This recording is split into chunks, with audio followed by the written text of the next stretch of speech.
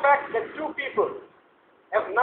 families have agreed that we are going to get married, inshallah, or the two are going to get married, you are already engaged, subhanallah. There is nothing like an engagement thing in Islam. All that is extra, is excess. And the people who do it, if they do it just out of happiness, inshallah, it should be okay. But if they do it thinking that it's a must, hey, we're engaged, where's my ring? Otherwise I'm going to break this engagement. If that's the case, you don't need to marry that woman. Believe me, because when you marry, she will ask you for your pay packet the day you get your salary. Allahu Akbar. And one day when your salary is less, she might even instruct you to move out of the house. May Allah subhanahu wa ta'ala grant us understanding. The hadith speaks about marriage and says, إِنَّ مِنْ أَعْظَمِ النِّكَاحِ بَرَكَةً أَيْسَرُهَا مَؤُونَةً.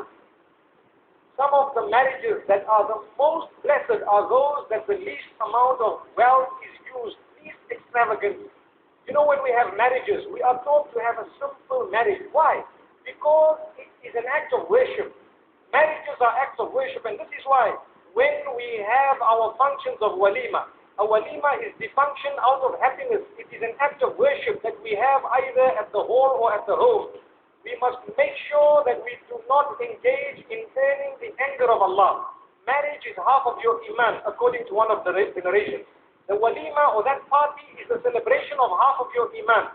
If you are celebrating half of your iman by allowing women to come into the gathering who are not even dressed properly, or the bride herself is half naked and the groom wants to sit with the females, then you are celebrating half of your iman by pleasing shaitan. Your marriage won't work. It will not work, I guarantee that. Also, if you have had, for example, a function where there is a mixed gathering of male and female mixing and dining and wining and everything haram happening, in that case, we are celebrating half of our iman. Let's think how we have just did that. We need to engage in tawbah, some of us. May Allah subhanahu wa ta'ala forgive our shortcomings. Some who are already married have already done that. Now do you know why you had problems in your marriage? May Allah protect us. Because the seed, when it was sown, you watered it with urine. May Allah protect us. And that is a very strict statement. It's very harsh, but it's a reality. Believe me, it makes us boil when we think of how people will please shaitan. May Allah not make us from that. And they won't listen to any of the ulama. They won't understand. Shaitan wants to contaminate you from the very celebration of half of your iman.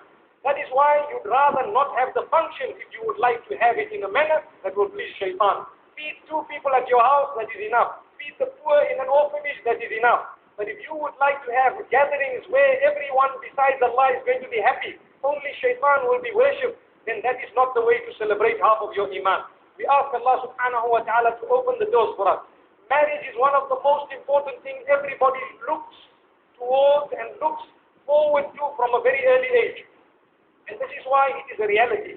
We need to discuss it and we need to spend our time in this regard. I think every single one of us, if ever we are getting married, or we know of someone getting married, or one of our children is getting married, let us instruct them and let us try and teach them to have that function or that party totally separated, gathering within the limits of Allah subhanahu wa ta'ala.